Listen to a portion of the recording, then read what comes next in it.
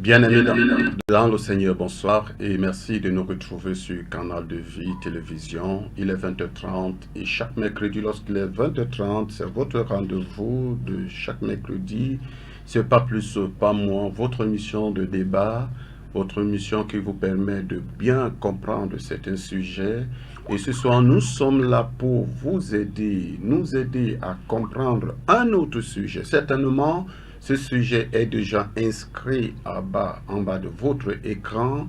Ce soir, le sujet, c'est où se trouve le paradis. Jésus dit à cet homme au brigand sur la croix, aujourd'hui même, tu seras avec moi dans le paradis. Où se trouve le paradis? Tel est le thème de ce soir, pour nous permettre de comprendre et de retrouver la situation géographique du paradis. Ce soir, nous avons sur ce plateau des panélistes, des hommes de Dieu qui vont nous permettre de comprendre cela. À ma droite ce soir, nous avons le pasteur Jules Mefani. Bonsoir pasteur. Bonsoir monsieur. Comment vous allez ce soir? Je vais très bien. Et votre journée, ça a été... Oui, ma journée a été bien. Et je suis vraiment content d'être là. Oui. Je crois que c'est ma première fois d'assister à ce genre d'émission. Oui. Et je crois que le Seigneur pourra m'utiliser pour que je puisse être utile. Amen. Et de l'autre côté, là, juste à côté du pasteur, nous avons l'évangéliste Alain. Bonsoir. Bonsoir, monsieur. Comment vous allez ce soir? Je vais très bien par la grâce de Dieu. Et votre journée, ça a été? Elle a été merveilleusement bien. Avec le souffle de vie, nous sommes là pour un débat intelligible, d'échanger d'idées. Oui.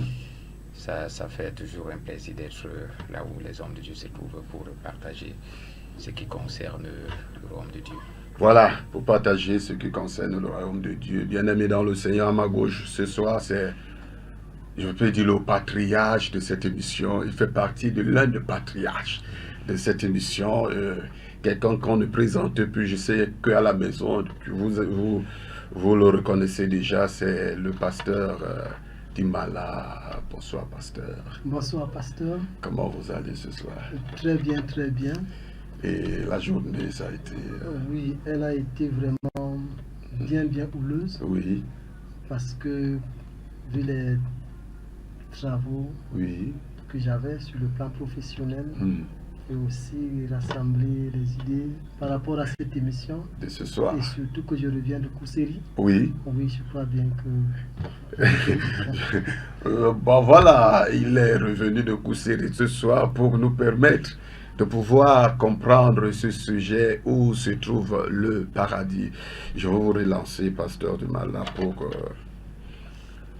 Qu'est-ce que c'est que le paradis lorsqu'on parle du paradis? Bon, quand nous parlons du paradis, dans la parole de Dieu, la première image qui vient, c'est le jardin d'Éden. Oui.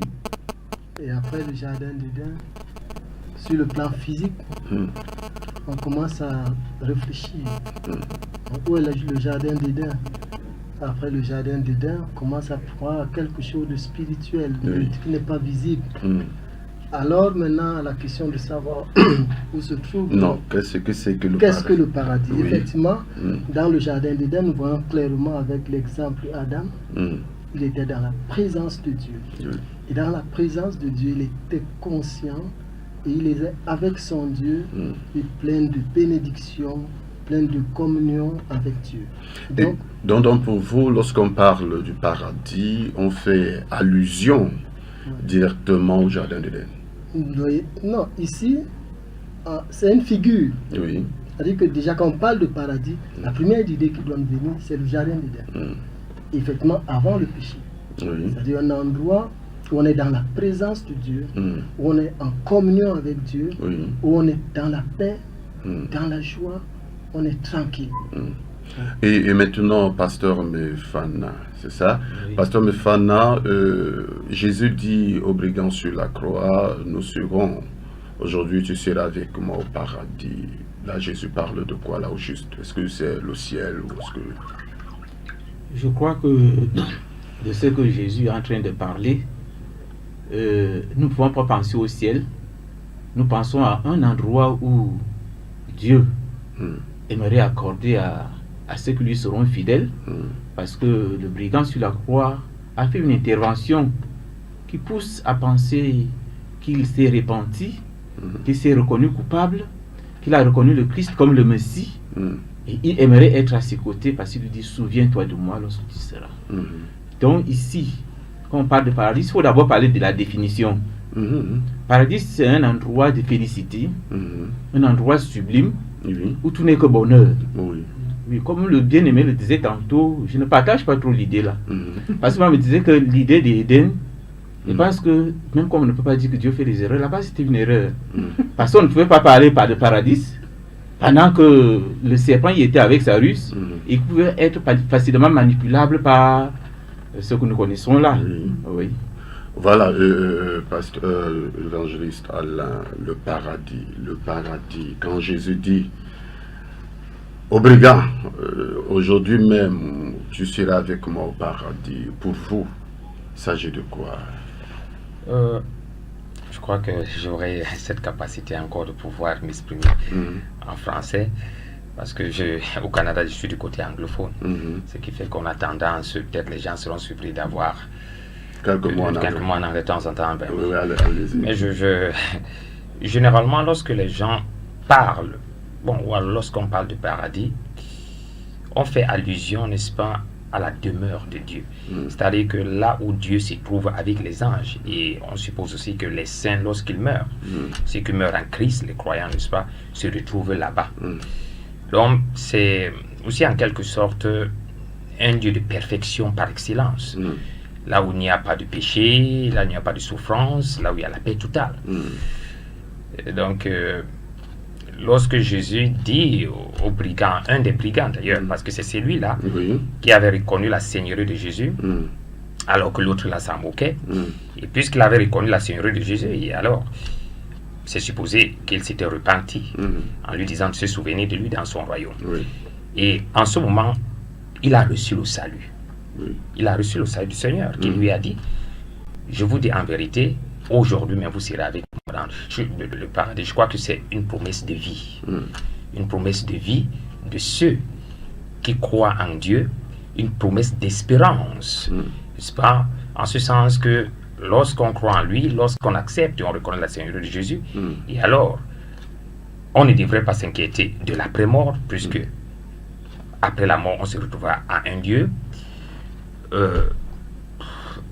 de perfection, un lieu de bonheur.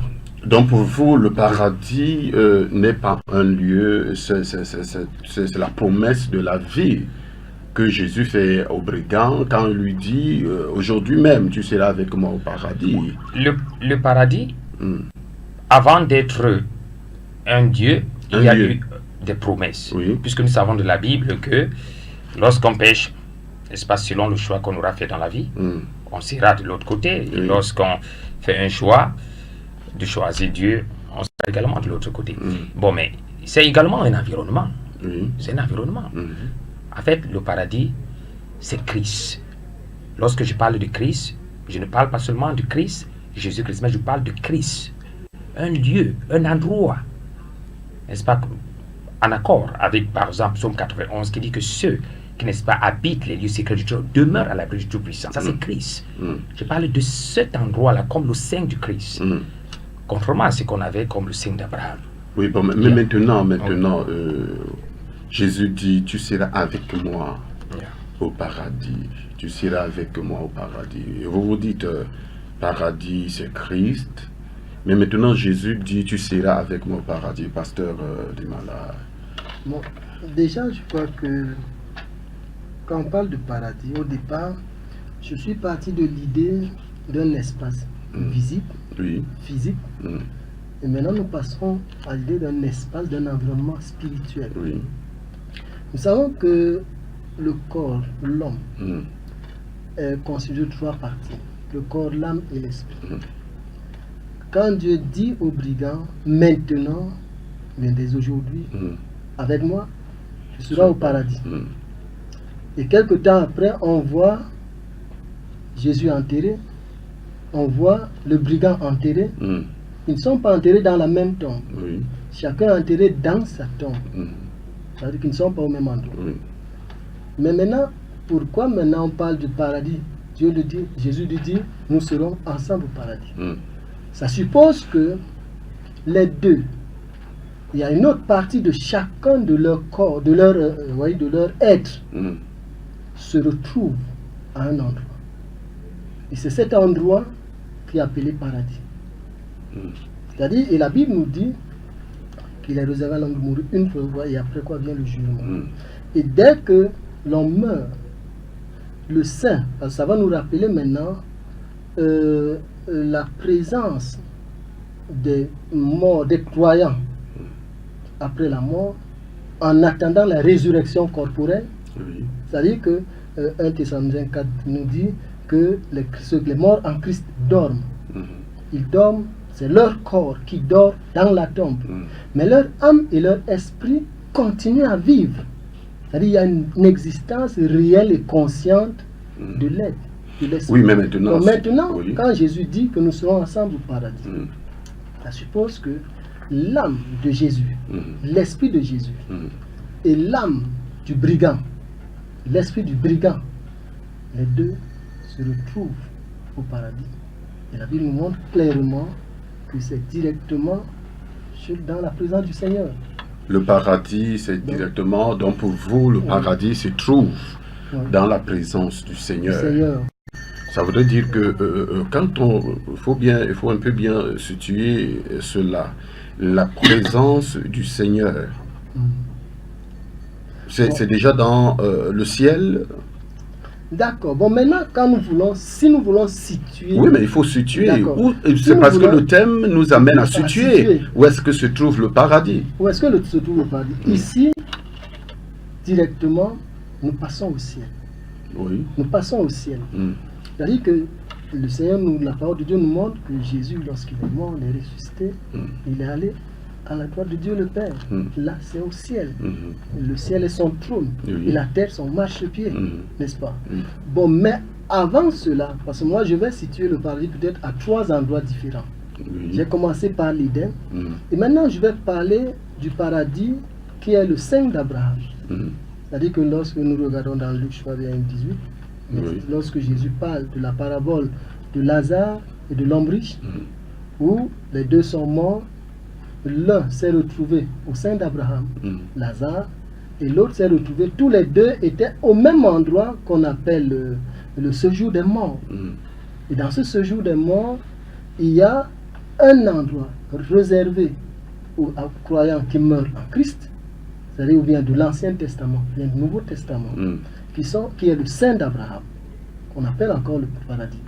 Et il y a un autre endroit qui est l'enfer, la Guéhenne. Et entre les deux, il y a l'abîme. Pasteur Mefana, êtes-vous d'accord, Mefani? Est-ce que vous êtes d'accord avec ce que le pasteur du Mala dit ce soir? Le paradis, c'est la présence directe de Dieu, c'est le ciel. Donc quand Jésus dit, il situe le paradis à 3 niveaux, le jardin d'Éden, le sein d'Abraham et le ciel de Dieu. Il faut d'abord regarder cet aspect.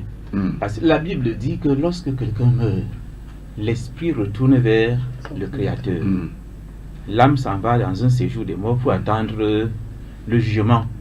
La personne qui est morte sur la croix, ce n'est que Jésus.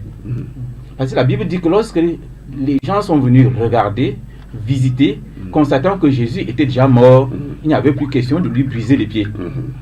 Pour les deux autres, on dit qu'ils ont trouvé qu'il vivait encore. Tout ce qu'on a fait, c'était de lui briser les pieds et de les laisser. Moi, je crois que leurs familles sont venues pour les récupérer et amener quelque part pour les rétablir. Si donc c'est dans ce cas, si c'est dans ce cas, ça veut dire qu'ils peuvent aussi avoir un paradis sur la terre, parmi les humains. Puisque le paradis, c'est un endroit sublime, un endroit de bonheur, et quelqu'un réellement qui reçoit Christ, il peut voir tout aspect comme un endroit vraiment sublime. Parce qu'il est heureux, il ne regarde plus les choses comme auparavant. Dans ce cas, on peut se situer comme ça. Mais moi, je voudrais d'abord, est-ce qu'il y a vraiment un passage qui montre que les deux se sont retrouvés au séjour des morts? Oui. Bien-aimés dans le Seigneur, vous êtes sur Canal de Vie Télévision, le 6 78 84 25 45. 678 84 25 45, tel est le code d'accès pour cette émission. Si déjà à la maison tu as une préoccupation, tu peux déjà appeler, poser ta question, ou si tu as une intervention, le standard est ouvert. Le standard est ouvert. Il est 21h moins 12 minutes dans ce studio. Oui, évangéliste, je vous vois. Je crois.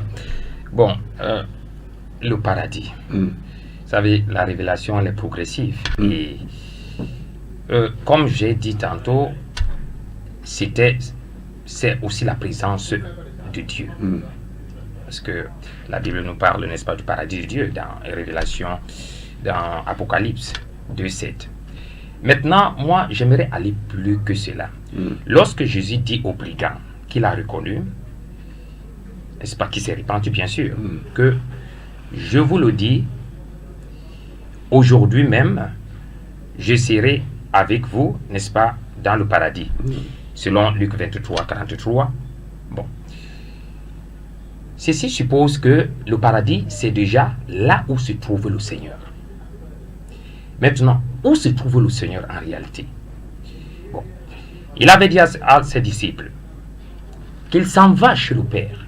Il s'en va leur réserver des places là-haut. Il est allé où?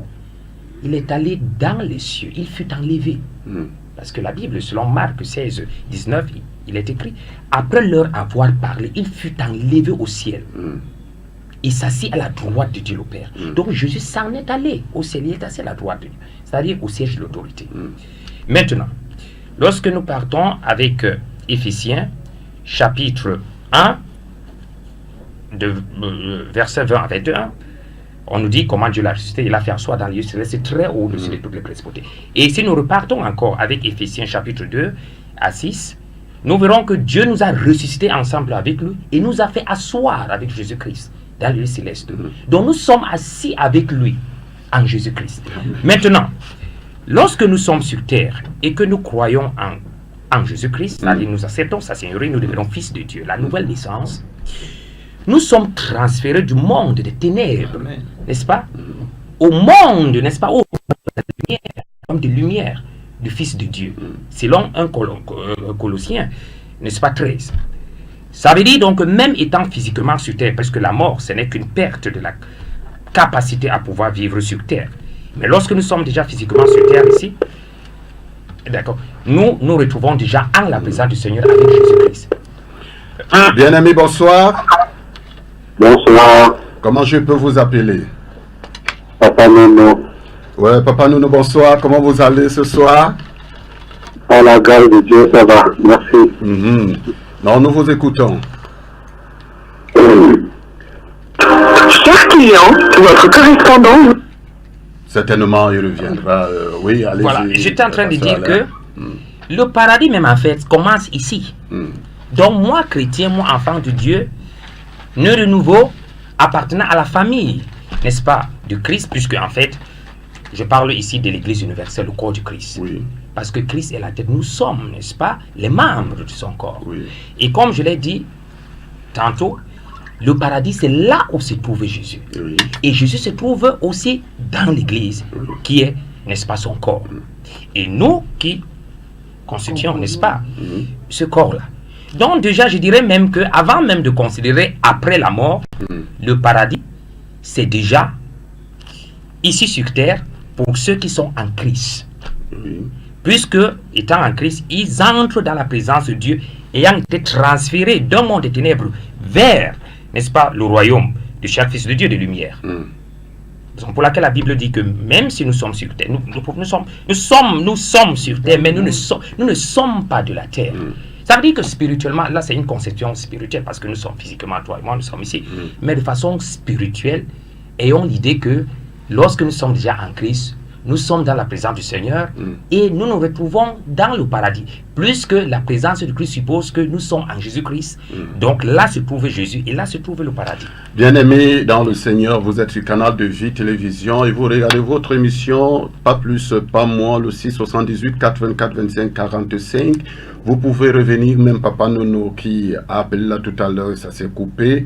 Le standard est ouvert, vous pouvez intervenir si vous avez des questions, vous pouvez les poser ou bien vous pouvez passer par SMS ce soir. Le thème est déjà en bas de votre écran où se trouve le paradis. Les panélistes ce soir sont en train de nous situer. Le pasteur de Mala nous a situé 3 niveaux, le paradis dans le jardin d'Éden, au sein d'Abraham et dans la présence de Dieu au ciel. Et ce soir, bon, mais jusque-là, pasteur Alain, pasteur du Mala, nous n'avons pas encore. Voilà, nous avons un téléspectateur. Téléspectateur en ligne, bonsoir. Bonsoir, frère. Oui, comment je peux vous appeler? Monsieur le frère Simon de PK8. Le frère Simon de PK8. Oui, allez-y, nous vous... Oui, je vais revenir aux émissions. Il y a un panéliste qui venait de dire tout à l'heure que le ciel commençait, que le paradis, je dirais, commençait sur terre. Oui. Mais le paradis doit commencer, le paradis doit se trouver sur terre dans la mesure où le paradis est d'abord défini comme un lieu où il n'y a pas de douleur, où il n'y a pas de problème, où il n'y a pas de souffrance, etc., etc. Or, les chrétiens qui sont sur la terre sont encore dans la souffrance. Ça, il faut le savoir. Oui. Et j'espère que je n'apprends rien à personne. Oui, allez-y. Nous savons, nous sommes dans la vie encore sur cette terre. La terre ne saurait être, la terre actuelle ne saurait être du paradis, actuellement. Parce que cette terre est pleine de tout ce que nous connaissons comme mauvaises choses, etc., etc. C'était ma contribution, je vous remercie. Oui, que le Seigneur vous bénisse. Voilà, évangéliste Alain, Oui. le téléspectateur dit, il vous dit directement que le paradis ne saurait être sur terre. Bon. Qu'en dites-vous? Je crois que le téléspectateur ici considère encore le côté physique de la chose. Oui. Je rappelle que Dieu est spirituel. Et un chrétien est plus... En fait, le vrai... Quand on dit le vrai toi, ce n'est pas le corps physique et les 5 organes du sens qu'on voit. En réalité, le vrai toi, c'est l'homme interne, the hidden man of the heart. Et nous nous relions à Dieu spirituellement. Ça dit, les choses de Dieu ne sont pas des choses physiques. Il faut qu'il voit ceci du côté spirituel. Maintenant, lorsque Paul avait prié dans Éphésiens chapitre 3, je crois à partir du verset 14-15, il dit: je me plie devant le Père de notre Seigneur Jésus-Christ, de qui toute la famille dans le ciel et sur la terre tient son nom. Ça veut dire que quoi? Ça veut dire que nous sommes sur terre, mais nous appartenons à la famille de Dieu, bien qu'étant sur terre. Et nous sommes tout simplement l'extension, c'est-à-dire un peu comme, n'est-ce pas, un prolongement de la famille céleste sur terre. Et en mission ici, pour gagner les âmes. Donc, il y a une famille céleste et il y a une famille terrestre ici. Et nous sommes liés. D'où cette prière de Paul en évoquant, n'est-ce pas, la famille céleste et la famille sur terre. Et comme je l'ai dit, puisque s'il me dit maintenant que le paradis n'est pas sur terre, alors je lui dirai donc que Christ Jésus n'est donc pas dans le corps de Christ, puisque le corps de Christ est fait des membres que nous sommes, et nous sommes sur terre. Oui, mais vous venez de définir quand même le paradis dans la définition que vous avez donnée du paradis. Vous avez dit que le paradis, c'est un lieu de bonheur. Effectivement. Un lieu merveilleux où il n'y a pas de soucis, il n'y a pas. C'est sur cette définition que le téléspectateur s'appuie pour vous dire que, bon, si le paradis est un endroit où il n'y a pas de souffrance, ça voudrait dire que le paradis ne peut pas être sur terre. Déjà, je vais dire ceci. Lorsqu'on parle déjà de souffrance, ça dépend de l'approche. Déjà, la Bible nous dit de ne pas se soucier de quoi que ce soit. Les épreuves seront là. Mais les souffrances ne devraient pas être, n'est-ce pas, un blocus pour nous, pour considérer le côté spirituel de la chose. Lorsque en réalité nous vivons dans le règne spirituel, puisqu'un chrétien n'est pas un être ordinaire déjà, nous sommes des êtres extraordinaires. Si nous considérons le côté physique de la chose, nous ne sommes pas extraordinaires. Nous sommes déjà extraordinaires, naturels, parce que nous sommes en Christ. Téléspectateurs, bonsoir. Oui, bonsoir. Oui. C'est toujours le père de PK8. Permettez-moi de revenir. Oui, oui. La Bible dit que la nouvelle Jérusalem descendra. sur la terre. Oui. Et c'est cette nouvelle Jérusalem qui va donc constituer le paradis. Parce que le paradis ne peut pas être maintenant. Parce que moi, je pense que c'est une conception un peu erronée dans la mesure où beaucoup de chrétiens même aujourd'hui, quand la Bible dit que nous sommes Jésus-Christ nous a fait des sacrificateurs pour Dieu sur la terre. Oui. En fait, beaucoup de chrétiens aujourd'hui se mettent dans une posture où ils sont des rois sur la terre, où ils doivent tout avoir, où ils doivent être les plus beaux, ils doivent être les plus riches, ils doivent être les plus... Non, et puis certains croisent même les mains, les pieds, je veux dire, ils croisent les mains et se disent que sur la terre, ils sont des rois, ils sont au paradis et ils doivent plus faire d'efforts parce qu'il y a ce problème-là. Donc moi, c'est pour cela que je pense que c'est un peu en même temps de la vie. Je ne voudrais pas justifier quelqu'un, mais je pense que c'est un peu erroné. On ne peut pas sincèrement parler de paradis qui est un lieu de bonheur, un lieu de bonheur extérieur. On ne peut pas. Et puis, regardons tous, d'ailleurs, qui sont les plus, qui sont ceux qui souffrent les plus sur la terre, et c'est les chrétiens.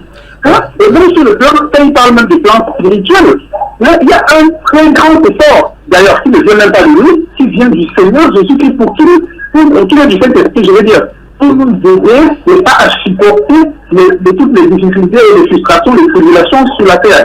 Je vous remercie. Mon frère, oui, bon, que le Seigneur vous bénisse. Voilà, il continue à soutenir Mordicus que pasteur de Malin, le Freddy, la Bible déclare que la nouvelle Jérusalem descendra du ciel, n'est-ce pas, et ça sera le paradis sur terre.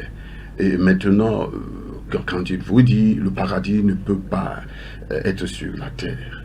Bon, ici, c'est quoi je disais, au niveau, parlant du paradis, je crois que l'apôtre Paul dans 2 Corinthiens, je crois bien chapitre 12 verset 4, on dit il connaît quelqu'un qui fut ravi jusqu'au 14e. Il est au paradis. Il ne sait pas, il ne sait connaître pas si c'était physiquement ou bien spirituellement. Mais une chose est certaine, cette personne s'est retrouvée au paradis. 3e ciel. Vous comprenez? Donc ici, le paradis, ce n'est pas quand il y aura les nouveaux cieux, c'est la nouvelle terre. Vous comprenez? Bon, là, c'est parce qu'il y a la condition éternelle de l'homme. Oui. Il y a les hommes croyants, leur destinée éternelle, et les non-croyants, leur destinée éternelle. Et selon ce que la parole de Dieu dit, quand nous allons même dans Apocalypse chapitre, je crois bien 2 verset 7, où le Seigneur dit que ceux qui vaincront, à ceux qui vaincront, il leur donnera de manger l'arbre du fruit de la vie, et ils resteront vivants éternellement. Ici, quand on va parler de l'arbre de vie, ça nous renvoie au jardin d'Éden. Et au jardin d'Éden, où il y avait l'arbre de la connaissance du bien et du mal, et l'arbre de la vie. Actuellement, si on demande à quelqu'un de nous situer avec précision où est le jardin d'Éden ici dans le monde, ce sera difficile à être situé. Maintenant, si on dit si réellement c'est dans le monde, ça veut dire que c'est un endroit physique. Tout ce qu'on va trouver, c'est un seul fleuve, c'est le Frat.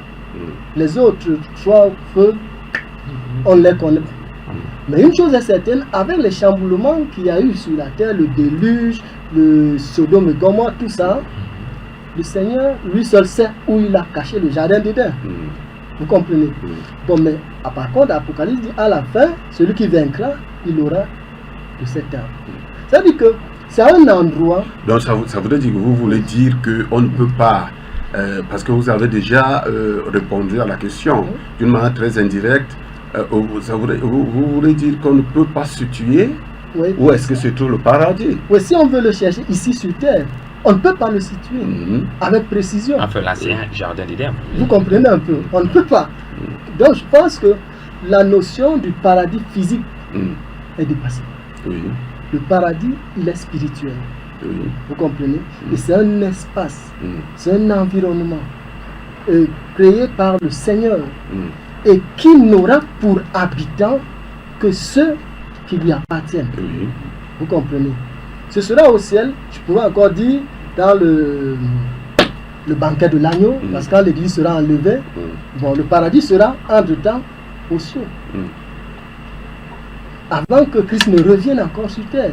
Donc c'est quoi je dis, je vais même aller jusqu'à dire que le paradis, aujourd'hui sera ici, demain sera au ciel, et au retour définitif de Christ, après le royaume millénaire. Pasteur, est-ce que vous êtes d'accord avec ce que le pasteur du Malin entend dire? Oui, c'est un peu difficile ce que nous sommes en train de vouloir évoquer là. Oui. Nous savons que la Bible déclare au commencement, Dieu créa le ciel et la terre. En fait, les deux entités là n'existaient pas. Dieu était donc où? Oui. En réalité, c'est l'endroit où Dieu était qui a le paradis. Et c'est dans cet endroit que nous allons nous retrouver. Et je crois que c'est pourquoi on n'arrive même pas à retrouver le jardin d'Éden dans ce que nous voulons chercher, parce que nous avons une chose physique. On dit qu'il y avait un fleuve qui se divisait en 4. Tu regardes la carte, même comme les autres disent que le désert a fait en sorte que certains ont disparu, mais je crois que c'était un fleuve qui se divisait. Ça veut dire que s'il y a un qu'on se voit, ça veut dire que Dieu a enlevé quelque chose. Donc c'est ce que moi j'aimerais dire à ceux qui nous écoutent, qu'en réalité, le paradis se trouve là où Dieu était avant la création du ciel et de la terre. Le paradis se trouve là où Dieu était avant la création de la terre, c'est ce que le pasteur dit, évangéliste. Bon, moi, avant qu'il me réponde, je dirais plutôt que il faudrait que le téléspectateur, ou bien l'enfant de Dieu, ou bien le fidèle, ou bien le chrétien qui nous écoute, ne focalise pas son attention sur un endroit physique. Ça. Où il verra, comme quand on regarde l'Apocalypse, la description de la Nouvelle Jérusalem, le plexiglas, une rue abondée d'or. Non. Vous comprenez? Puisque nous le verrons tel qu'il est, ces gens qui le disent. Vous savez, donc le Seigneur jusqu'à présent ne nous montre qu'un pan de sa personne. Comme il a fait avec Abraham, il a fait avec Isaac, il a fait avec Moïse. Personne ne peut te dire avec précision qu'il a vu la gloire de Dieu, même à Moïse à qui il parlait face à face. Moïse n'a pas vu sa face de Dieu. Donc ici, quand tu veux avoir le paradis de manière physique, je ne suis pas de ceux qui pensent que, parce qu'il y a aussi une doctrine, je pense que peut-être on arrivera là, des enseignements qui nous disent que le paradis, tout ce qu'on voit là ne sera pas détruit. Les belles maisons, chacun, lorsque Jésus vient, le monde va passer, on viendra habiter dans les bonnes maisons qu'il y a ici actuellement. Non, ce n'est pas ça. Le paradis, pour le situer comme l'homme de Dieu a dit, c'est la présence de Dieu, la paix consciente, la bénédiction. Là, c'est ça. Et maintenant, je rejoins un autre frère qui a dit que c'est l'Église, dans le vrai sens du mot. Parce que déjà, nous avons Christ en nous. Ayant Christ en nous, ayant le Saint-Esprit en nous, nous avons déjà l'ombre des choses à venir. Oui, mais là, c'est là qui fait problème. Lorsque nous écoutons le téléspectateur de PK8, il dit que c'est ça qui fait à ce que plusieurs chrétiens ne fournissent plus d'efforts pour travailler, pour faire beaucoup de choses, parce que ils disent que le paradis les a trouvés. Il parle, ok, là maintenant, lorsqu'il dit l'effort, il parle de l'effort, c'est-à-dire de l'accomplissement sur terre, comme le bien-être. C'est ça ce qu'il parle? Non, mais quand il dit... Ici, je crois qu'il parle de l'effort, parce que ça c'est un phénomène général. C'est-à-dire que les gens ne font plus l'effort pour plaire à Dieu, parce qu'ils sont nés de nouveau. Parce que là, il faut qu'on se comprenne. C'est de ça qu'il parle. Parce qu'il a parlé aussi que les qui souffrent même plus. Et donc, selon lui, on est chrétien, on souffre même. D'ailleurs, ça veut dire qu'il n'y a pas de bonheur. Donc, j'aimerais savoir si pour lui, il veut parler, n'est-ce pas, de l'achèvement physique. Lorsqu'on dit que quelqu'un de succès, généralement, sur Terre, ça veut dire qu'il est allé à l'école, il a réussi, il a de l'argent, il est bien, je ne sais pas si c'est... Parce que là, il faut bien situer les choses. Mais j'aimerais déjà que le frère comprenne ceci. Un chrétien, c'est un être supernaturel. Déjà, lorsque vous n'avez pas cette conception du christianisme, vous n'allez pas vivre une vie supernaturelle, puisque ce sera comme un rêve. Je dis, nous sommes sur Terre. Dans ce même monde, nous avons deux mondes. Il y a un monde, n'est-ce pas, gouverné par le prince de ce monde qui est Satan. Il y a un autre monde dans lequel nous nous retrouvons, bien qu'étant physiquement. Je suis dans ce monde, n'est-ce pas, je prends le véhicule, je prends le taxi, mais je suis dans un autre monde. C'est lui, n'est-ce pas, gouverné par le Seigneur, le monde de la lumière. Raison pour laquelle nous sommes dotés, comme le pasteur disait, d'une puissance. Et nous pouvons parfois imposer de façon supernaturelle les choses, n'est-ce pas, pour satisfaire aux attentes du monde. Donc, que le frère ne considère pas ces choses-ci seulement dans le côté physique, parce que beaucoup de gens se fixent du côté physique. Lorsqu'ils souffrent de oh, Christ a dit que. Je rappelle que toute chose dans le royaume de Dieu fonctionne par le principe de la foi. Maintenant, je dis par exemple, lorsque Dieu dit qu'il me protège, n'est-ce pas? Il dit aussi bien que les montagnes m'entourent, c'est comme si de la même manière nous sommes entourés par l'armée de Dieu. Qu'est-ce que cela signifie? Où est l'armée de Dieu avec moi? Lorsque je me promène, je suis seul, je ne vois rien. Mais spirituellement, je suis entouré. Ça veut dire que je ne prends pas seulement la chose du côté physique, puisqu'en réalité, le christianisme, n'est-ce pas, est beaucoup plus spirituel que physique. Même la foi, lorsqu'on accepte Jésus, vous l'acceptez comment? C'est pas la foi que tout ça qui est là. Donc, s'il continue à rester là physiquement, bon, disons, lui sera perdu et il ne comprendra pas ce dont je suis en train de parler ici. Un chrétien, je le dis une fois de plus, vit dans un monde dans la présence de Dieu. Un chrétien vit, n'est-ce pas, en Christ. Il a été enlevé, n'est-ce pas, du monde des ténèbres, a été transféré. Il vit dans un paradis. Raison pour laquelle lui peut voir que le chrétien souffre, mais moi je ne vois pas les choses de cette façon, que ce soit pour l'accomplissement physique ou alors pour l'accomplissement spirituel. Je dis qu'un chrétien est supérieur. Raison pour laquelle lorsque nous allons à Marc 16, je dis toujours aux gens, le christianisme ce n'est pas une religion. Le christianisme est plus qu'une religion. Parce que la religion, n'est-ce pas, ne chasse pas les démons. Il dit, vous chasserez les démons, vous imposez les malades et ils guériront, les malades sur les mains guériront. Vous parlez de nouvelles langues. Et il dit, vous buvrez même les bevrages, même mortels, et rien ne vous arrivera. Ça, c'est pas la religion, ça c'est du christianisme. Ça, c'est la vie de Dieu en nous, ce qu'on appelle Zoé. C'est cette vie qui fait de nous des êtres supernaturels. Et donc nous nous retrouvons dans un monde, puisque le paradis est un monde supernaturel. Ce n'est pas un monde qui existe dans un monde physique. Nous nous retrouvons de ce côté-là spirituellement. Donc pour vous, le paradis est spirituel avant qu'on imagine même que ce paradis va être physique. Oui, puisque en réalité Dieu lui-même est spirituel. Oui. C'est la foi est spirituelle. Oui. Ce n'est pas des choses qu'on voit. Lorsque Jésus-Christ dit à Jean 6,63 que The word I'm speaking unto you are life and spirit, yes. right? Yes. Il dit les mots, n'est-ce pas là, sont vie et esprit. Quels mots? Lorsque je me lève, je prie, j'invoque Dieu, mais je ne le vois pas. C'est dans une conception spirituelle. Et je dis, je suis protégé de Dieu. Ça veut dire que si je sors là maintenant, vous êtes en train de planifier quelque chose contre moi, alors ce sera déjoué. Et comment ce sera déjoué? C'est dans le règne spirituel qu'on devrait voir ces choses-là. Bien-aimés dans le Seigneur, vous êtes toujours sur Canal de Vie Télévision. Et l'émission de ce soir, c'est une émission un peu spéciale parce qu'on parle du paradis. Où se trouve le paradis? Le plus souvent on dit, quand on meurt, on se retrouve au paradis. Ce soir, nous voulons que toi, le téléspectateur qui nous regarde, tu puisses comprendre où est-ce que se trouve le paradis. Peut-être que toi qui nous regardes à la maison, tu peux avoir des arguments qui nous suturent. Où est-ce que se trouve le paradis? Tu composes tout simplement le 678 84 25 45. 678 84 25 45 est le code d'accès pour cette émission. Tu peux passer par SMS ou par appel. Ce soir, comme le frère Simon l'a fait déjà et Papa Nono qui a tenté une fois, Papa Nono, vous pouvez revenir car certainement vous avez quelque chose à nous dire par rapport à ce sujet ce soir. Voilà, je reviens à vous, pasteur. Jusqu'ici, vous avez situé le paradis comme étant le lieu où Dieu était avant la création de toutes choses. Donc pour vous, il a transféré ce paradis dans le jardin. Il a voulu. Mais il n'a pas pu. Il n'a pas pu. Oh, une chose y était qui n'a pas permis que cela soit le paradis. N'est-ce pas? Oui. Donc Dieu a voulu transférer le paradis dans le jardin de Dieu, mais il n'a pas pu. Il n'a pas pu.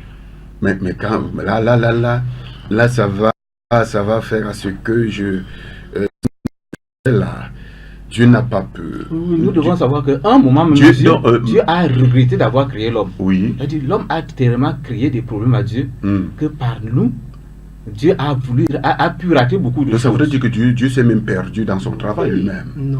C'est-à-dire que vous voulez donc dire que Dieu est limité. Non, pas que Dieu est limité. Là, ça m'amène à faire... Dieu a fait confiance à quelqu'un à qui il ne fallait pas faire confiance. C'est qui? C'est l'homme. Non. Non, pasteur. Non, pasteur, je ne suis pas d'accord avec Je voudrais nous dire quelque chose. Oui, Parce que allez-y, quand on allez-y. parle du royaume de Dieu, Oui. hein, comme le frère le disait tantôt, le royaume de Dieu est déjà parmi nous. Oui. Parce que c'est ça qu'on appelle le ciel, c'est ça qu'on appelle l'éternité, c'est ça qu'on appelle le paradis, C'est le royaume qui est parmi nous. le royaume de Dieu. Oui. Et ce royaume de Dieu ne peut être parmi nous comme le frère appelé tantôt. C'est-à-dire, il ne croit pas que l'homme peut vivre éternellement, ou alors l'homme peut avoir une joie pendant qu'il est ici sur cette terre. La Bible dit, lorsque notre homme extérieur se détruit, Oui. C'est un homme. l'homme intérieur C'est se vrai. renouvelle de jour en jour. Nous sommes des chrétiens qui ne faisons aucun effort pour que notre homme extérieur soit détruit. C'est pourquoi nous n'allons jamais constater qu'il peut avoir un paradis sur Super. terre.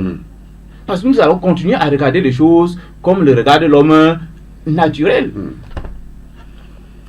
Oh, pasteur, vous avez dit une chose là qui m'a un peu... Parce que quand vous dites que Dieu a voulu transférer ce jardin, je veux dire ce paradis, là où se trouvait avant que le monde ne soit créé, il a voulu, mais il n'a pas pu à cause de la Je présence. vais encore ajouter quelque Oui, chose. allez-y.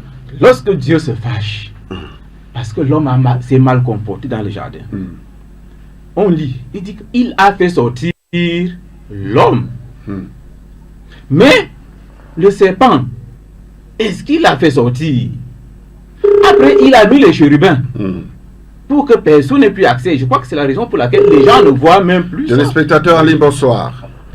Oui, bonsoir. C'est toujours le frère Simon. Oui. Je voudrais d'abord remarquer le propos d'un panéliste là tout à l'heure qui parle de l'incapacité de Dieu. Ça, c'est un abus de langage, c'est très, très erroné. Oui. Il faut qu'il se reprenne. Je suis désolé. Oui. Et puis, je reviens sur le paradis sur terre. Bon, quand je parle de paradis sur terre, je dis pas que le paradis ne sera pas sur la terre, comme j'ai fait l'exemple de la nouvelle Jérusalem qui va descendre. Oui. Mais c'est que pour l'instant, on ne peut pas dire que le paradis est sur terre dans sa totalité.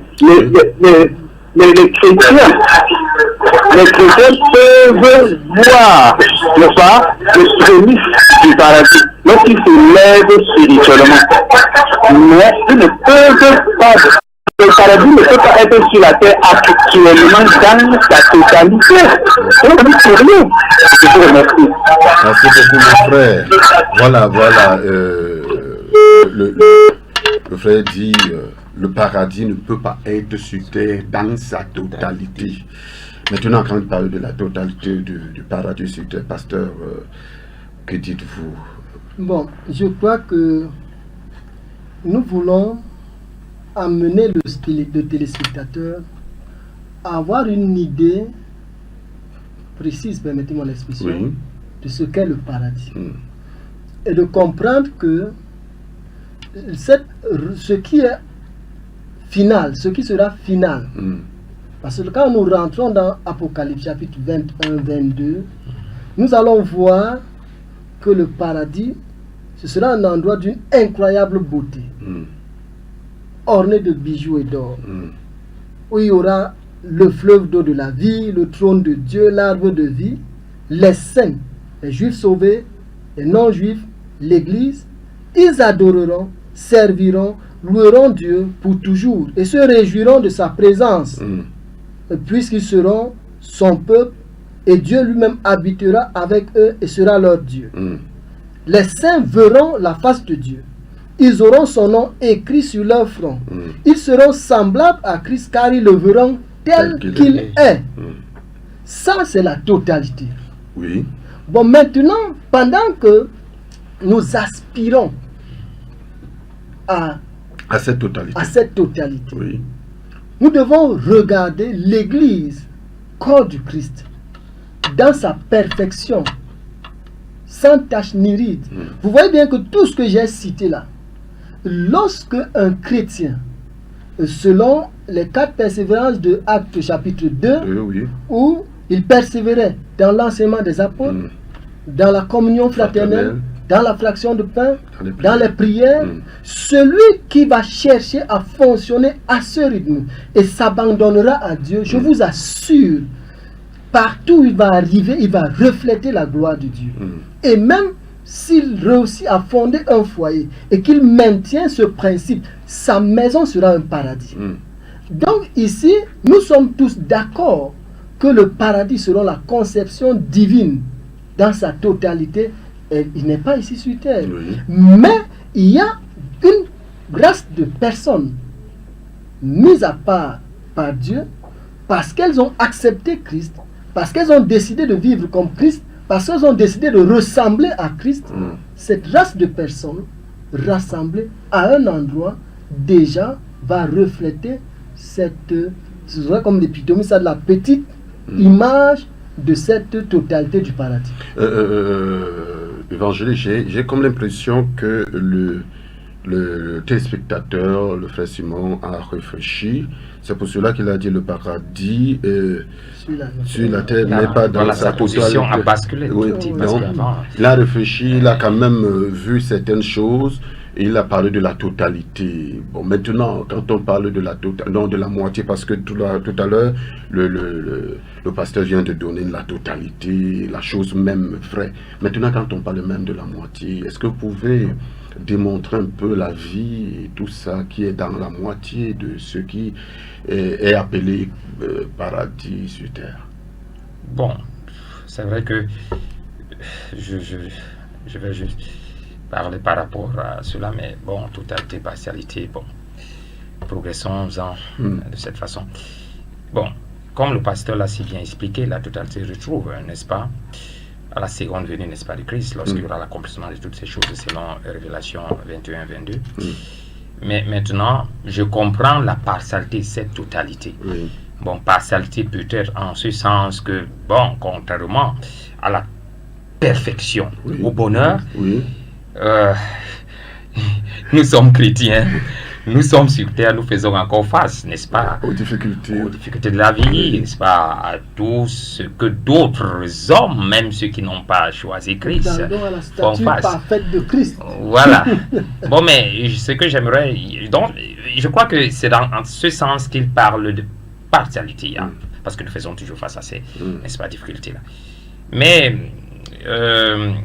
il faudrait qu'ils comprennent que être chrétien n'est pas synonyme actuellement sur terre de pas de difficultés. Vous voyez, parce que c'est là où se trouve. Parce que pour lui, lorsque nous faisons encore face à cette difficulté et on lui parle du bonheur, ah non, ça ne tient pas. Mais en réalité, si nous sommes chrétiens et que nous fonctionnons en accord avec la parole de Dieu, qui nous dit qui nous demande même de nous réjouir même face à cette difficulté-là. Mais c'est là où le secret se trouve. Considéré comme sujet de joie, c'est joie effectivement. Les différentes James, tribulations. Right? Voilà, qu'on considère cela comme sujet de joie. Parce que ces choses-là qui arrivent, deux fois arrivent pour révéler la gloire de Dieu. Est-ce qu'il a considéré ce côté-là? Et nous savons également dans Romains 8, 28 que toutes choses concourent. N'est-ce pas, on vient de ce... Donc, lorsque le frère, n'est-ce pas, fait face aux difficultés, raison pour laquelle j'ai dit, en réalité, moi, parfois, lorsque je fais face aux difficultés, je ne me plains pas. Jean, mais comment tu as pu traverser cette épreuve? Parce que je savais que il a déjà parlé du bon combat de la foi. Le bon, il est bon parce qu'il m'a déjà accordé la victoire. Il suffit juste que je m'arme spirituellement et je le gagne. Donc, il considère les choses, n'est-ce pas, de ce côté, que ce soit les difficultés. Affronte ces difficultés-là avec foi. Affronte ces difficultés avec ce qu'on appelle the consciousness of Christ. You know? The mentor of a victor. You know? C'est avec cette mentalité, c'est avec cette approche que vous allez continuer à conquérir et à recevoir. Christ lui-même en est l'exemple. Continuellement cette victoire. Alors, il a fait face au péché, mais il a résisté. Il les a vaincus. Alors, parce qu'il avait en lui. Donc, pasteur, je vais vous poser cette question. Est-ce que donc maintenant, malgré qu'il est un peu difficile de situer dans le plan physique, Ah, bien sûr. là où se trouve le paradis, mais est-ce que tous les chrétiens iront au paradis? Non, Oui, pourquoi? tous les chrétiens n'iront pas au paradis. Puis ce n'est que c'est même cette question qu'ils sont en train d'évoquer. Beaucoup de chrétiens ne vivent pas la foi. Parce qu'on te dit, heureux serez-vous lorsqu'on dirait de vous toute forme de mauvaise action. Ce sont ces choses-là qui nous tourmentent de temps à autre. Oui. Et ça culpabilise certains. Puis en réalité, on dit que le juste vivra Par la foi. Il est bien vrai, si un chrétien reste ferme, sachant qu'en fait, il a des faiblesses, et qu'un jour, le Seigneur pourra venir à son secours, déployant ses efforts, parce que l'apôtre Paul disait, nous devons faire des efforts pour tenir notre chair assujettie. C'est ça qui parle du bon combat. Et maintenant, les chrétiens, donc, qui aiment la facilité, ils n'iront pas. Les chrétiens qui baissent les bras, ils n'iront pas. Parce qu'il dit, pas qu'il n'y aura pas le feu. Il y aura le feu, mais tu dois avoir cette confiance en toi-même que le feu n'aura pas d'effet sur toi. Donc, tous les chrétiens n'entreront pas au paradis, sauf ceux qui fournissent des efforts. Sauf ceux qui tiendront ferme. Oui. Parce que si on parle d'efforts, la Bible dit que c'est pas la foi. Oui. C'est pas la foi. Oui. Vous savez, je peux tomber aujourd'hui, je me relève demain. Oui. Mais il y en a qui tombent, ils ne veulent pas se relever. Ils se sucrent dans une situation, une position qui ne glorifie pas Dieu. Oui, pasteur, oui. Bon, je ne sais pas. Lorsqu'il dit tous les chrétiens n'iront pas, je vois, parce que lorsqu'on dit déjà chrétien, puisque chrétien, ça veut dire qu'on est déjà en Christ, ça veut dire que celui qui n'ira pas veut tout simplement dire qu'il n'a plus été en Christ. C'est ça, parce qu'on ne peut pas être chrétien et ne pas, n'est-ce pas, to make heaven. Celui qui est en Christ, voilà, est devenu une nouvelle créature. Voilà, ce que j'ai dit, donc, parce que vous parlez de quelqu'un, comme les Anglais disent, somebody that backslide, c'est-à-dire il était en Christ et à un moment il rétrograde, n'est-ce pas, au monde. Oui, dans ce sens-là, il n'a pas tenu ferme, n'est-ce pas, il a succombé au défi, n'est-ce pas, il a été séduit par les attraits de ce monde et finalement il a abandonné sa foi. Raison pour laquelle Paul nous dit que combat le bon combat de la foi. Tu le combats, tu gardes la foi pour que à la fin tu puisses obtenir cette récompense. Je voudrais et que tu regresser un finisses, peu là. n'est-ce pas, Puisqu'il pose la question, c'est dans ce sens que c'est nous qui voyons qu'il est chrétien. Très bien, très bien. Au fond, il a vécu, il est déjà dans cette position. Très bien. Mais nous, c'est pour ça qu'il dit que tous n'iront pas.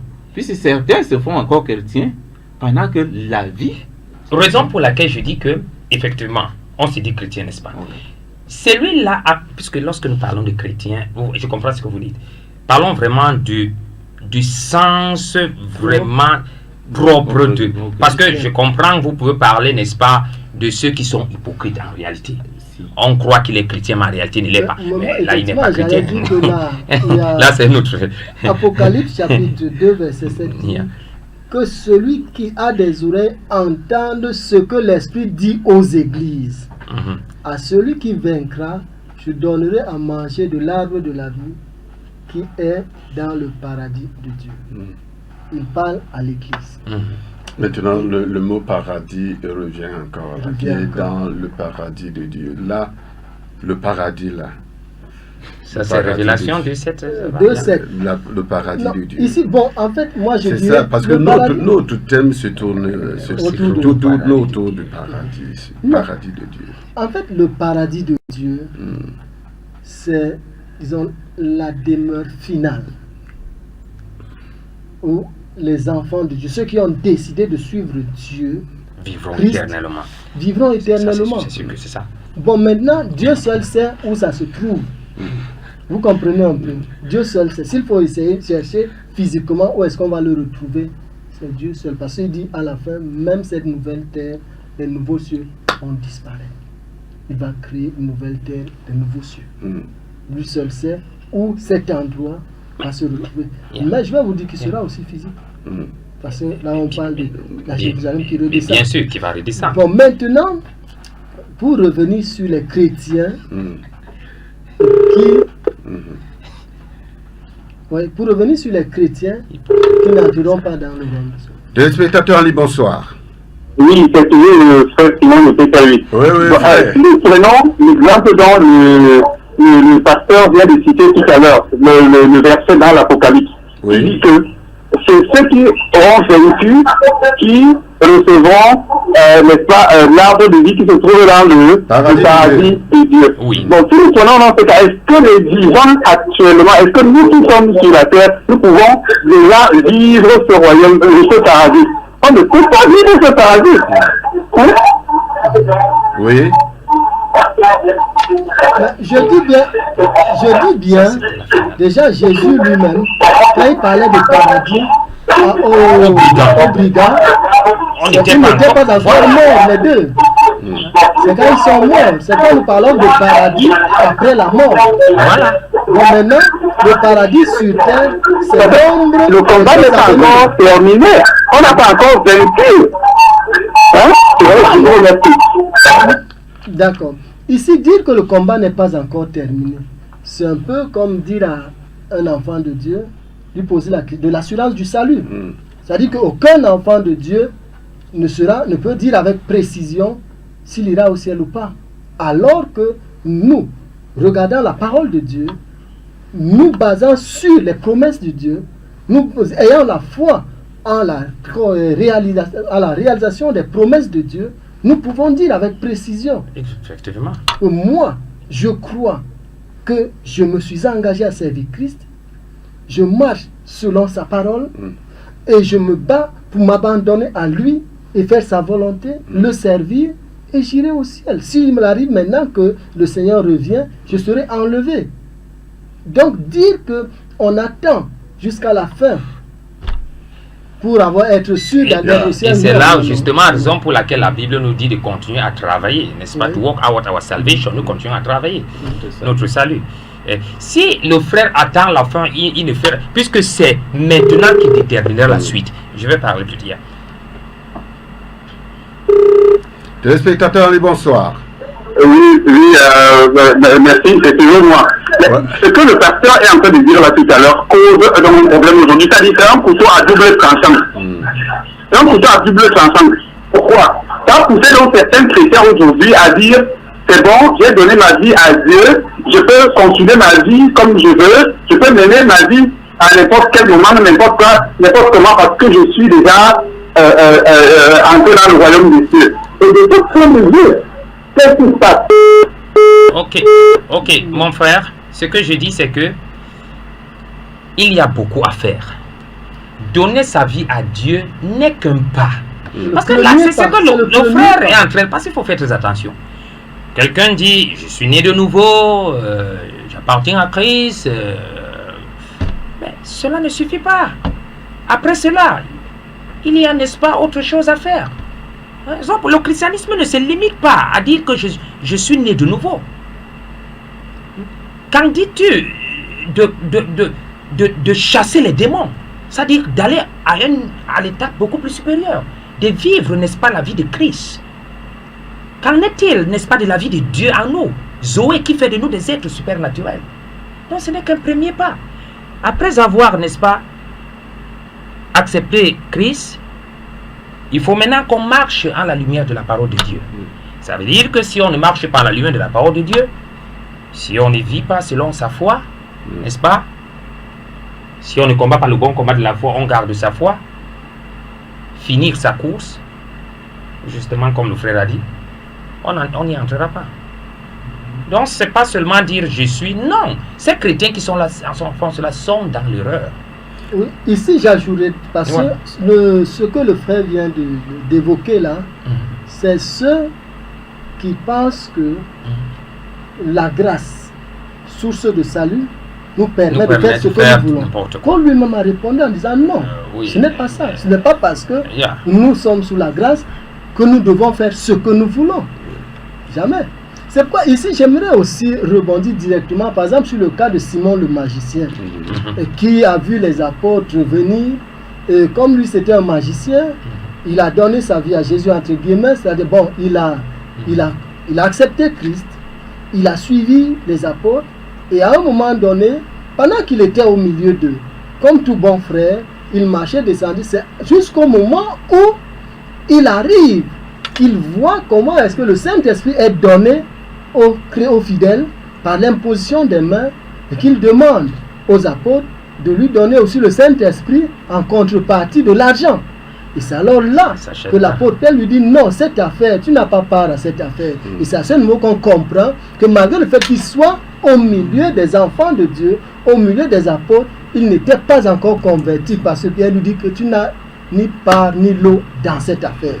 Donc dans l'église actuellement, nous avons des gens qui viennent à l'église non pas parce qu'ils veulent leur âme soit sauvée, non pas parce qu'ils veulent suivre Christ, non pas parce qu'ils veulent ressembler à Christ, mais parce qu'ils veulent aller en Europe, parce qu'ils veulent être délivrés, parce qu'ils veulent, tout sauf Christ.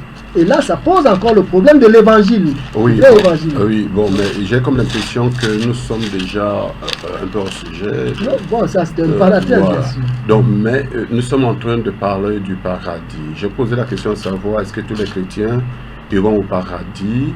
Maintenant, comment faire donc? Si le téléspectateur qui nous regarde ce soir est en train de se poser la question, oui, mais si tout le monde n'ira pas au paradis, puisque, bon, maintenant, comment faire pour y accéder, évangéliste? Pour y accéder au paradis. On pose la question à Paul, que dois-je faire pour être sauvé? C'est clair. Believe unto the Lord Jesus Christ, you shall be saved. Et tu seras C'est sauvé, aussi toi simple et que ta ça. famille. 16:31. C'est aussi simple Après que ça. 16:31. La première étape, vous suivez l'évangile, vous acceptez la Seigneurie de Jésus-Christ. Et croyez qu'il a été ressuscité des morts. Vous lui donnez ça, vous lui donnez votre vie. Et ensuite, n'est-ce pas, vous travaillez votre salut en marchant à la lumière de la parole de Dieu, dans la crainte de Dieu. Et qu'est-ce qu'on trouve, Et voilà. pasteur, dans le paradis? On va trouver quoi là-bas? Dans le paradis, disons, on va trouver la gloire de Dieu. Oui.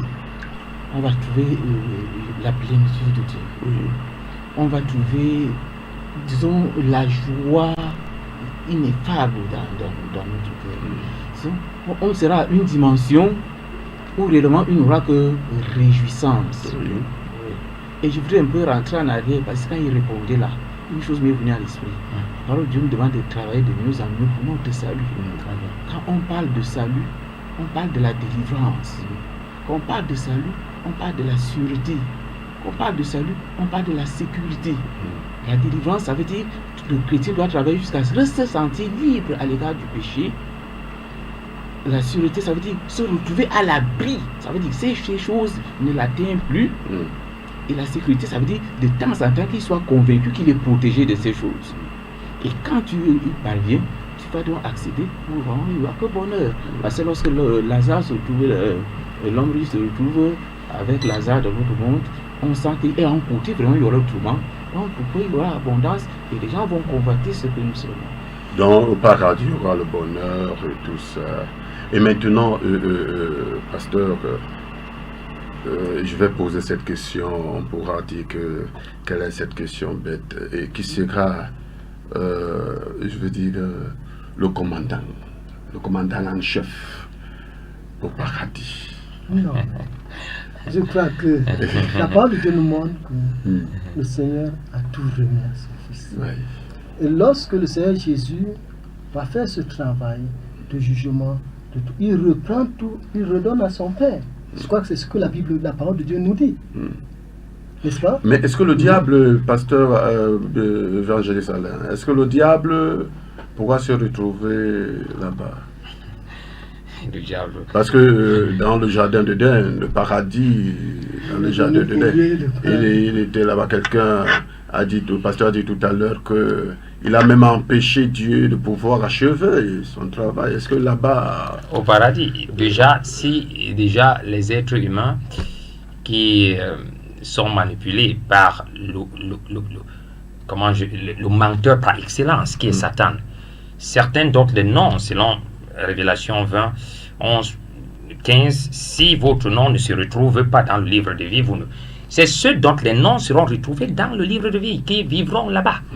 Et là, ce sera Parce qu'il faut rappeler ici que qu'est-ce qui va se passer.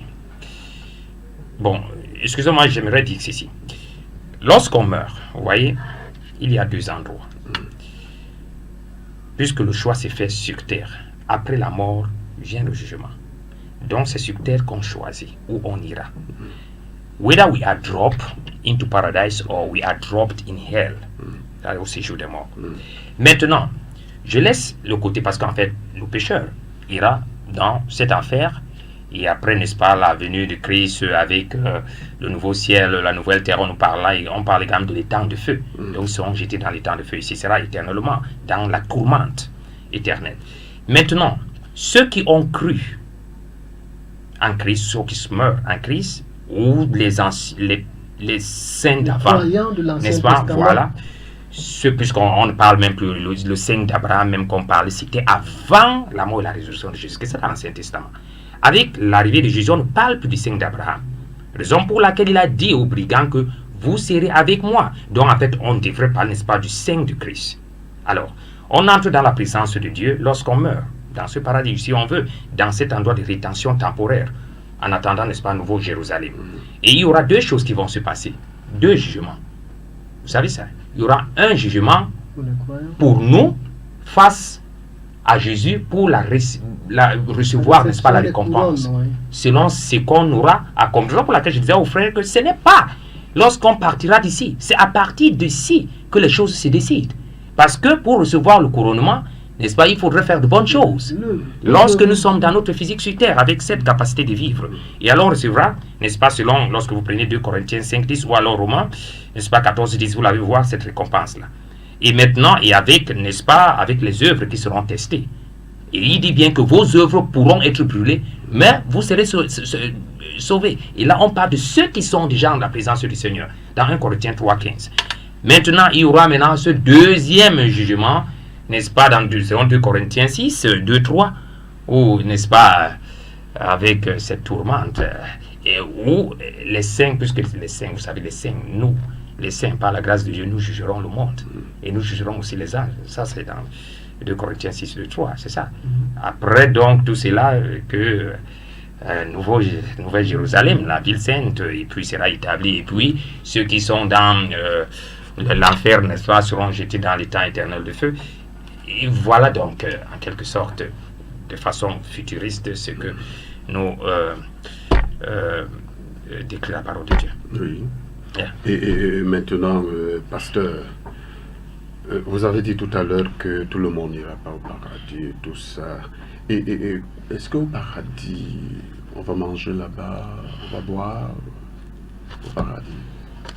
Au paradis, c'est juste la suite à la question qu'il vient de répondre.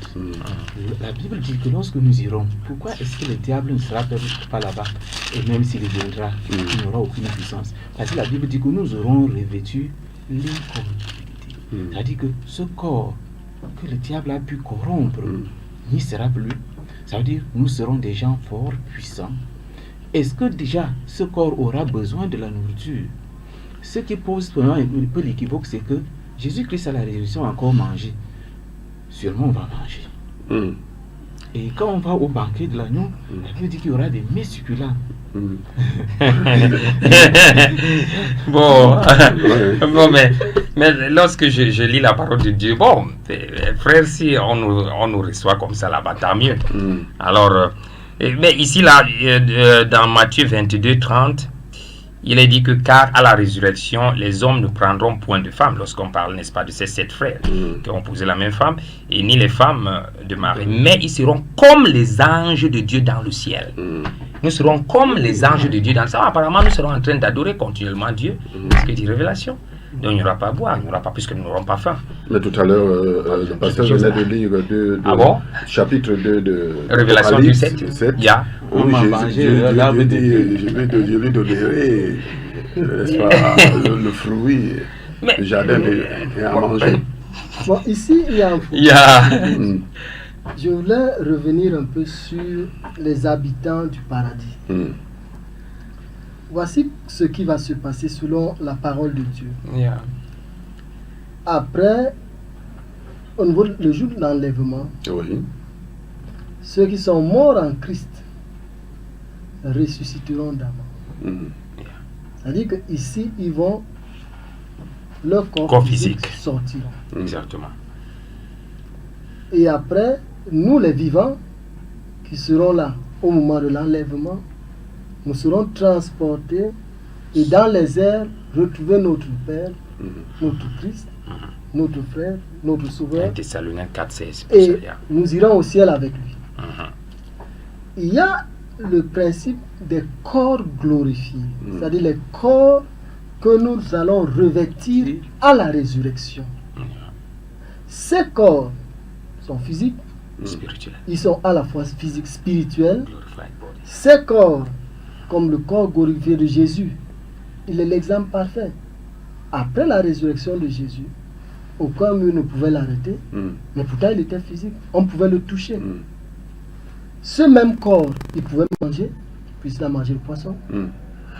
Ce même corps pouvait parler, mais aussi la présence consciente de la vie après la mort. C'est-à-dire que lorsque le corps physique meurt, il y a l'âme, il y a l'esprit qui continue à vivre, à voir, à parler. Vous comprenez? Sans avoir les yeux, sans avoir la bouche. Mais Dieu est terrible. Donc c'est une vie, un nouvel être qui va apparaître que nous-mêmes, nous ne savons pas. Et quand la Bible nous dit que nous le verrons tel qu'il est, la Bible dit qu'aucun homme ne peut voir Dieu vivre. Même comme nous sommes en Christ actuellement, mon frère, si le Seigneur C'est la apparaît, gloire totale. mon frère, tu ne peux pas, tu Sa vas lumière mourir. va t'aveugler, mon ami. Vous comprenez, la lumière seule. Lumière de la Mais gloire. maintenant, avec les nouveaux corps que nous aurons revêtus, l'incorruptibilité, nous pourrons voir Dieu dans sa totalité. Donc ici, le paradis, tel que le frère nous parlait de la totalité du paradis, maintenant je rejoins le frère Simon qui parle de la totalité du paradis. Maintenant, dans sa totalité, les hommes que nous sommes, les croyants, là je reviens aussi au frère, à l'homme de Dieu, pour dire que tous les croyants iront au paradis. On part. Et ici, n'est pas croyant, parce que dans Matthieu, je crois bien 7 ou bien 17, où il dit, jamais, ce n'est pas tous ceux qui m'appellent Seigneur, Seigneur, qui entreront, mais c'est celui-là qui fait ma volonté. Donc ce n'est pas tous ceux qui seront dans l'église, ou bien dans la religion, parce que je suppose que l'église maintenant c'est le corps du Christ, parce que là, quand on arrive à ce niveau, on fait la part des choses entre l'église, le chrétien, le fidèle et la religion. Donc tous ceux qui feront partie de l'église sans tache ni ride iront aussi, seront au paradis. Et tous ceux qui sont restés corrompus vont rester. Ou alors, même pas vont rester, ils iront dans leur paradis qui est l'étang de feu, et où il y a leur père, Satan. Donc ici, pour ce qui est du paradis, effectivement, les habitants du paradis, c'est nous. Mais nous allons revêtir un autre corps, qui est le corps glorifié. Et ce corps pourra nous donner. Nous ferons tout, sauf le mariage, parce qu'après il n'y a pas de mariage. Et nous allons manger. Donc vous aurez faim, vous serez en train de manger comme à la maison, préparer tout. Là, vraiment. Imaginez, vous n'allez pas manger. S'il y a de la bonne nourriture, je mangerai. Mais bien sûr, il y en aura, parce que c'est un monde de perfection par excellence. Oui. Bien aimé dans le Seigneur, vous êtes toujours sur le canal de Vie Télévision. Dans quelques minutes, cette émission va prendre fin.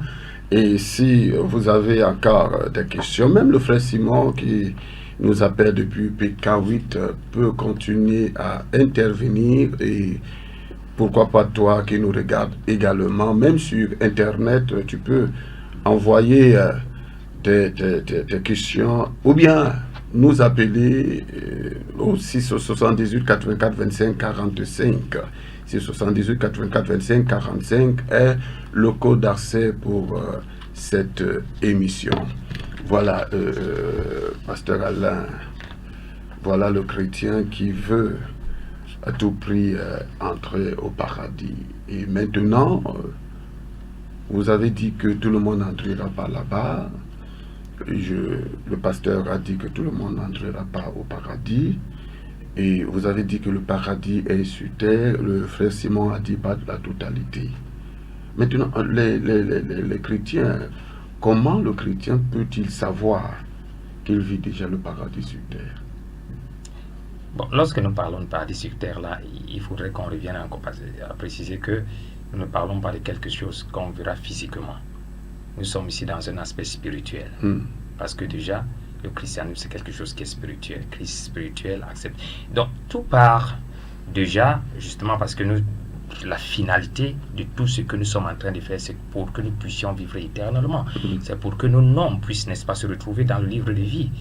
So that we can make heaven.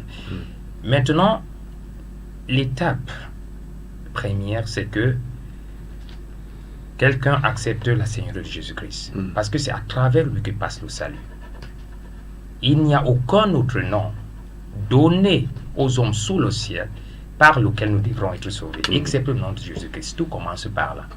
N'est-ce pas? Vous l'acceptez. Mais maintenant, le chrétien voilà, a déjà accepté. Voilà. Accepté le Seigneur. Voilà. Mais maintenant, dans sa vie, il remarque que ce qu'il vivait avant, peut-être que ça a même doublé. Et vous le parlez du paradis sur terre, que lorsqu'il reçoit Jésus, il est déjà dans le paradis. Bon, raison pour laquelle je parlais ici tantôt de la marche de la foi. Sans la foi, vous ne pouvez plaire à Dieu. Sans la foi, vous ne pourrez rien obtenir de Dieu. Ça veut dire que quoi? Vous pouvez être fidèle à Dieu, parce qu'il faut faire la différence. Faith and faithfulness, c'est deux choses différentes. Quelqu'un est fidèle à Dieu, mais il n'a pas de foi. Il ne va donc pas vivre une vie victorieuse. C'est ce qu'on appelle le triumphant life. C'est ce que les gens doivent comprendre. Il ne suffit pas d'être en Christ. Il suffit maintenant d'appliquer. Par exemple, lorsque, prenons un exemple aussi simple que ça. Vous faites face à une épreuve. Nous sommes tous les deux en train de faire face aux épreuves. Vous vous plaignez, vous pleurez. Oh Seigneur, vous accusez même déjà le Seigneur. Je croyais que ceci ou cela. Alors que moi, je vis la même chose que vous. Qu'est-ce que je fais? Je ne pleure pas. J'applique ce que la parole de Dieu me dit. Compte cette chose comme un sujet de joie. Peut-être de cette chose-là, n'est-ce pas, sera révélée la gloire de Dieu. Je marche par cette foi. Et voilà que je suis victorieux. Cette chose passe. Je suis toujours debout. Je disais tantôt, ça dépend de l'approche. Vous approchez quelque chose négativement, vous serez renversé. Vous approchez de façon positive, vous la vaincrez. C'est donc tout ça. Il faudrait que les gens mettent, en fait la Bible dit, c'est ceux qui mettent en pratique la parole de Dieu qui sont bénis. Tant que vous ne mettez pas en pratique ce dont la parole de Dieu, il dit par exemple dans Ephésiens 4, 6, 7, ne vous souciez de rien. Ça veut dire que peu importe, c'est là donc où il y a problème. Les gens vont dire, j'ai tellement de problèmes. Ok, tu as tellement de problèmes, tu vas te mettre, déjà, se plaindre ne va pas résoudre le problème, pleurer ne résout pas, le doute et la peur tuent la foi totalement. Qu'est-ce que tu fais donc? Tu exerces ta foi. Because the Bible said that the word of God shall mightily grow and prevail. Yes. You see? Yes. So keep saying it. Don't stop talking it. It's going to prevail. C'est donc cette mentalité, je parle de la mentalité de Christ, Christ consciousness. Puisque j'ai combattu les combats comme ça, je les gagne toujours. Donc moi, je n'ai pas de problème d'affronter. D'ailleurs, lorsque les défis viennent, je dis, très bien, vous êtes debout de pain, je vais vous écraser. Alors, mais je gagne, je continue ma vie. Donc je ne comprends pas lorsqu'on me dit qu'on est chrétien. Ce que moi je dirais ici, Yeah. c'est qu'il y a la parole de Dieu. La Bible dit, vous connaîtrez la vérité et la vérité vous affranchira. La Bible dit que ceux qui avaient cru persévéraient dans l'enseignement des apôtres, dans la fraction de pain, dans la communion fraternelle, dans les prières. Il y a ces éléments qui permettent aux enfants de Dieu, aux chrétiens, de grandir. Parce que ce n'est pas parce que nous avons cru, nous avons la vie éternelle que nous sommes suffisants. Sinon, nous serons enlevés au même moment. Mais le Seigneur Jésus voudrait que nous croissions à la stature parfaite de Christ. Et les éléments qui vont nous faire croître spirituellement sont la parole de Dieu. La lecture quotidienne de la parole de Dieu. Là, c'est la dernière parole, oui. La lecture quotidienne de la parole de Dieu. La mise en pratique de la parole de Dieu. La prière. Maintenant, la communion fraternelle et le service. Parce qu'on voudrait tout attendre que les gens servent, mais personne ne veut faire l'œuvre à laquelle Dieu les a mis à part. Vous voyez? Donc, c'est tous ces éléments-là qui font que vous entrerez triomphalement dans le paradis. Vous comprenez? Oui. Voilà, pasteur, c'est votre dernière parole. Vous regardez votre caméra et vous parlez aux téléspectateurs qui vous regardent. vise par rapport au paradis. Nous avons dit sur ce plateau que situer le paradis sera un peu difficile et un peu plus audacieux pour nous, parce que Dieu seul peut situer le paradis. Quand Jésus dit à ce brigand, aujourd'hui même tu seras au paradis avec moi, il nous a été difficile de pouvoir situer ce paradis. Mais maintenant, le téléspectateur vous écoute. Vous avez 1 minute. Oui, je vais dire aux téléspectateurs que le vrai sujet de joie d'un chrétien, c'est d'aller rejoindre notre Père au paradis. Pour cela, nous devons poser beaucoup de questions, parce que ces questions peuvent encore même nous freiner. Comme le pasteur venait de le dire, nous devons faire des efforts pour travailler de mieux en mieux. Et nous devons nous armer de cette pensée, parce qu'il est dit que nous tous qui voulons vivre pieusement en Jésus-Christ, nous serons persécutés. Ça veut dire que notre nourriture, notre pain quotidien, c'est cette persécution. Et c'est ça qui est pour nous une démonstration que nous sommes de Dieu. Et en demeurant ferme, nous allons y accéder.